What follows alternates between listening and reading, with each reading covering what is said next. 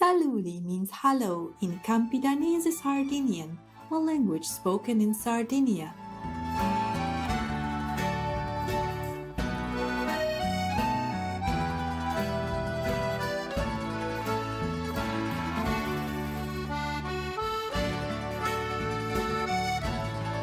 I am Claudia. God bless such generous people as you, who make our world shine that much brighter with your love. Welcome to today's program entitled Provoking Thought on World Emergencies, Contagion, and the Land of Hope and Glory.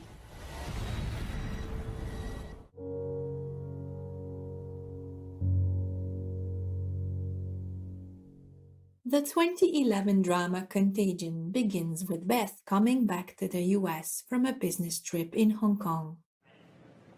She's not feeling well, but thinks it must be due to jet lag. 2 days later, her husband Mitch has to rush her into the hospital. It was a groundbreaking ceremony for a new factory. Did she mention seeing anyone who was sick? Anyone on a plane at the airport? No, she said she was jet-lagged.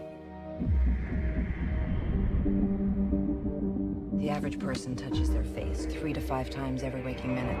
In between, we're touching doorknobs, water fountains, and each other. Beth. Mom? No, go up to your room, honey. So we have a virus with no treatment protocol and no vaccine at this time. You had a seizure this morning, Beth. She had a history of seizures, No. allergies. As of last night, there were 32 cases. Unfortunately, she did die. Right. And he says, can I go talk to her? Mr. Amoff, your wife is dead.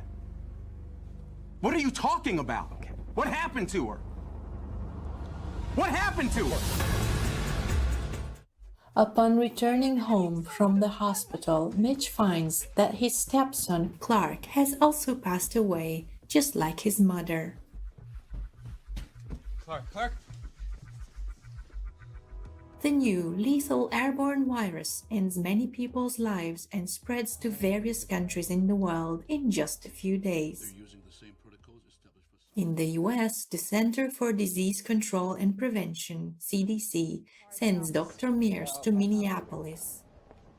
As she attempts to trace the transmission of the outbreak back to Beth, she also negotiates with local bureaucrats to organize temporary hospitals that can be built quickly for the growing number of patients.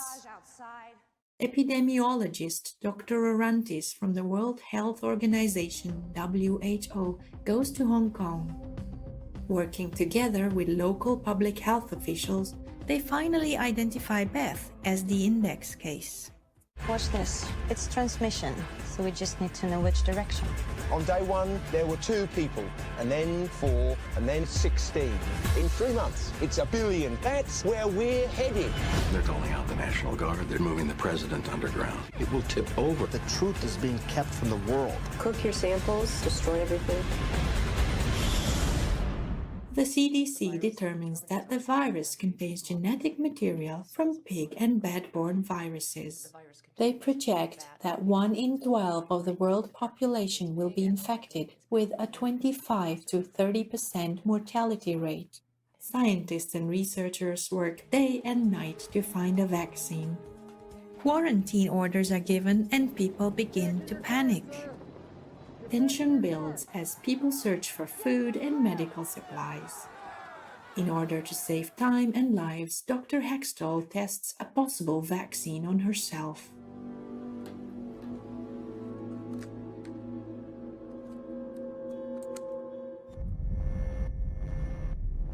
Hello. I need you to get me the names of everyone who serviced this room. It's an emergency. You can't panic now. I know. I'm gonna get you home. I got people too, Dr. Cheever. We all do. Don't talk to anyone. Don't touch anyone. Stay away from other people. It's mutated.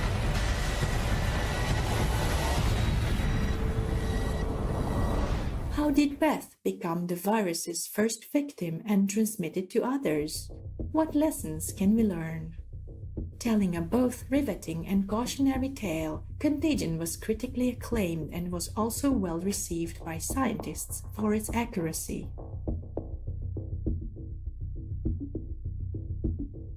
Academy Award-winning director Steven Soderbergh and BAFTA Award-nominated writer Scott Z. Burns consulted many health experts and epidemiologists in order to make the film as realistic as possible.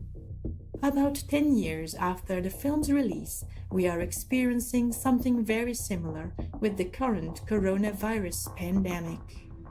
Like the virus in Contagion, COVID-19 was originally transmitted by eating animals and has rapidly spread around the world, making millions of people sick and taking more than 310,000 lives as of May 18th, 2020. As hard-hit New York City in the US began shutting down in response to the outbreak, activists gathered at the City Hall to ask health officials to shut down the estimated 85 live animal markets in New York. COVID-19 has been confirmed as starting in a live animal market in China. They're petri dishes. They are breeding ground for bacteria. Anyone who steps foot into these markets, they will track the bacteria, the animal's entrails, the blood, the feces. They will track them on the subways, into their homes, their schools, to medical facilities, into their work. The fact that these are still operating in our city is absolutely abhorrent.